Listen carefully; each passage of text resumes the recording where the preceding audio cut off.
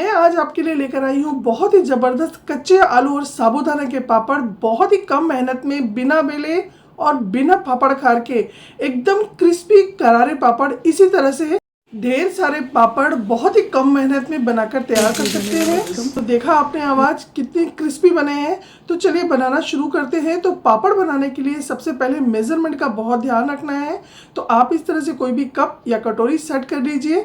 तो इस तरह के मेजरिंग कप सबके पास नहीं होते हैं, इसलिए आज हम ये सारा मेज़रमेंट इस कटोरी से करके बनाएंगे, क्योंकि इस तरह की कटोरी तो हम सभी के घरों में होती है। तो यहाँ पर मैंने इस कटोरी से 2 कटोरी भर के साबूदाना भिगो कर छोड़ दिया था मैंने रात भर के लिए, और रात भर में हमारे साबूदाना बिल्कुल अच्छे से फूल कर यहाँ पे तैयार हो गए हैं।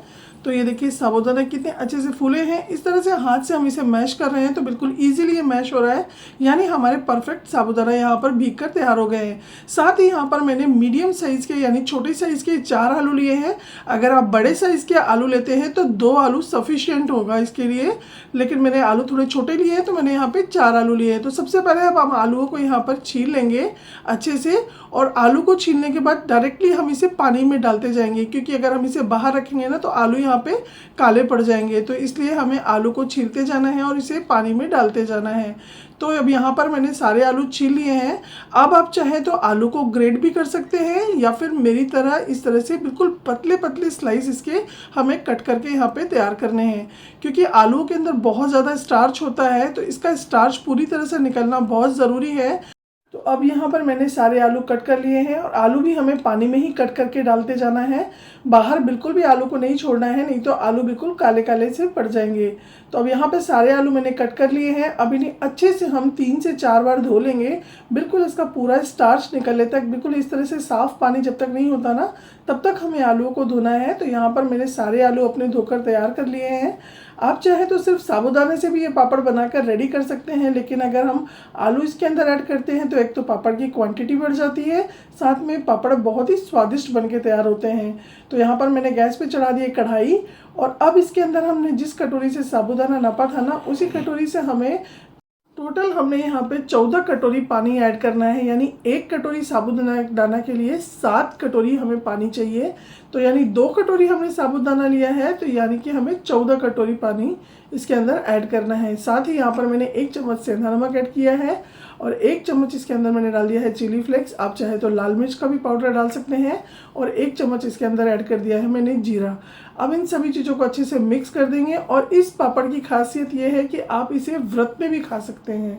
तो पानी को हम छोड़ देते हैं उबलने के लिए, तब तक हम यहाँ पर जो हमने साबूदाना भिगो के रखा था इसे हम पीस लेते हैं। तो हमें इसे थोड़ा थोड़ा करके यानी 2 बार में करके इसे पीसना है। तो यहाँ पर मैंने 1 कटोरी पानी लिया है, और साबूदाना में मैंने अभी यहाँ पे आधा कटोरी पानी ऐड किया है, और बिल्कुल स्मूथ इसको हमें पीस के तैयार करना है। तो यहाँ पे टोटल 1 कटोरी पानी लगा है मुझे 1 बार साबूदाना पीसने में। अब इसको हम निकाल लेंगे एक बर्तन में, और बाकी का जो साबूदाना है उसे भी हम इस तरह से पीस लेंगे। तो यहाँ पे फिर वापस से 1 कटोरी मैंने पानी लिया है।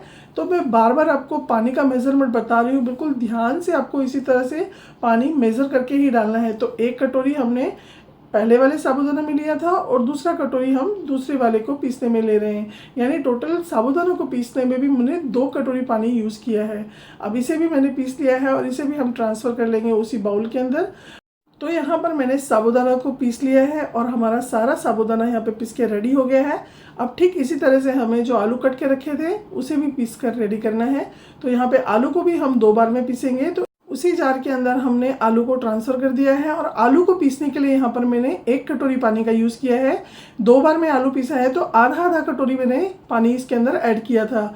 और आलू भी एकदम स्मूथ हमें पीस के रेडी करना है। तो यहाँ पर अब हमने जो आलू पीसे हैं उसे भी हमें साबूदाना के अंदर अच्छे से मिक्स कर देना है। और अब हमारा पानी उबल गया है, तो ये जो मिक्स हमने पीस के रेडी किया है, बस थोड़ा थोड़ा इसके अंदर पानी के अंदर डालते जाएंगे, और लगातार इसे हमें चलाते जाना है। बिल्कुल भी इसको हमें छोड़ना नहीं है। तो देखिए इस तरह से थोड़ी सी गुठलियाँ पड़ गई है क्योंकि यहाँ पे मैं अकेली थी। आप चाहे तो किसी की हेल्प ले सकते हैं, यानी थोड़ा थोड़ा इसको चलाते हुए हमें इसके अंदर ऐड करना है। लेकिन कोई बात नहीं, इसे हम जैसे जैसे चलाते जाएंगे और ये पकेगा ना तो इसके अंदर जो अगर थोड़ी बहुत गुठली पड़ भी जाएगी ना तो वो अपने आप निकल जाएगी। तो बस अब लगातार चलाते हुए हमें इसे पकाना है। तो पहले हम गैस की फ्लेम को हाई रखेंगे और जैसे ही इसके अंदर उबाल आ जाएगा तो गैस की फ्लेम को आप मीडियम या फिर लो रख के इसे हमें लगातार चलाते हुए कुक करना है। तो देखिए जैसे जैसे ये पक रहा है ना, बिल्कुल ये गाढ़ा होता जाएगा और साथ ही ट्रांसपेरेंट सा दिखने लगेगा। यानी इस मिश्रण को हमें कुल मिलाकर लो फ्लेम पे 15 से 20 मिनट तक ही कुक करना है। बहुत ज़्यादा इसको हमें नहीं कुक करना है, साथ ही इसे कम भी कुक नहीं करना है। अगर हम इसे अच्छे से कुक नहीं करेंगे ना तो हमारे पापड़ बिल्कुल भी अच्छे नहीं बनेंगे। और जैसे देखिए बिल्कुल ये ट्रांसपेरेंट सा हो जाएगा ना और साइड में किनारे पे थोड़ा सा जमने लगेगा, यानी हमारा मिश्रण बिल्कुल यहाँ पे पक कर रेडी हो गया है और बिल्कुल देखिए एकदम ट्रांसपेरेंट सा दिख रहा है। तो अब हम गैस की फ्लेम को बंद कर देंगे और इसे हम थोड़ा सा हल्का सा ठंडा होने देंगे और दूसरे बर्तन में इसे ट्रांसफ़र कर लेंगे और उसके बाद इसे हम लेकर जाएंगे छत पर। तो यानी कि ये पापड़ मैं धूप में सुखाऊंगी।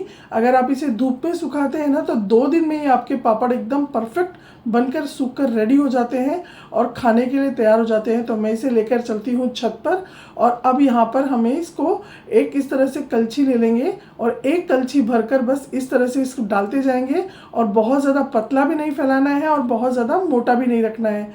तो यहाँ पर मैंने अपने सारे पापड़ फैला दिए हैं और इसे मैंने पूरा दिन इसी तरह से धूप में इसे छोड़ दिया था शाम तक और अगले दिन इसे मैंने पलटकर फिर पूरा दिन छोड़ दिया था। यानी 2 दिन की धूप में यहाँ पर हमारे पूरे पापड़ बनके तैयार हो गए हैं और 4 आलू और 2 कटोरी साबूदाने से ढेर सारे पापड़ बनके रेडी हुए हैं। तो चलिए अब इन्हें मैं तल के दिखाती हूँ। तो गरम गरम तेल में जब इसे हम डालेंगे ना तो जस्ट ये अपनी साइज से डबल ट्रिपल हो जाते हैं और खाने में आलू और साबूदाना का जो ये मिक्स पापड़ है ना बहुत ही ज़बरदस्त लगता है। तो फ्रेंड्स आप इस रेसिपी को ज़रूर ट्राई कीजिएगा, यकीन मानिए बहुत ही टेस्टी पापड़ आपके बनके रेडी होंगे। और आप इस पापड़ को चाय के साथ खाइए, व्रत में खाइए या फिर आप इसे खाने के साथ दाल चावल के साथ खाइए, बहुत ही ज़बरदस्त लगते हैं। और आप इन पापड़ों को साल भर तक स्टोर करके भी रख सकते हैं, बिल्कुल भी ख़राब नहीं होते। तो इस रेसिपी को आप ज़रूर ट्राई कीजिएगा। अगर आपको रेसिपी अच्छी लगती है तो लाइक शेयर एंड सब्सक्राइब करना बिल्कुल भी मत भूलिएगा और अगर आप फेसबुक पे देखते हैं तो फॉलो ज़रूर कीजिएगा। साथ ही कमेंट करके बताइएगा कि आज की ये पापड़ की रेसिपी आपको कैसी लगी। तो मिलती हूँ नेक्स्ट वीडियो में एक नई और मज़ेदार रेसिपी के साथ। Take care and bye bye.